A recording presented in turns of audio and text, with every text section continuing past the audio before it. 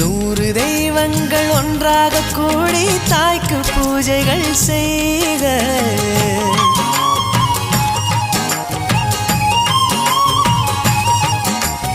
இமயமலைகளும் 7 கடல்களும் தந்தை நாமமே சொல்க.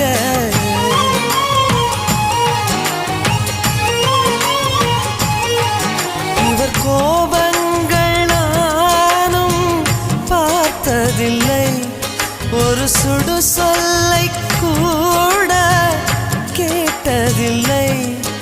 ஒரு ஏழை தாய் போல் உலகில் செல்வமில்லை. தாய்தானே அன்புக்கு ஆதாரம், தந்தைதானே அறிவுக்கு ஆதாரம். அந்த வானுக்கு 2 தீபங்கள், அவை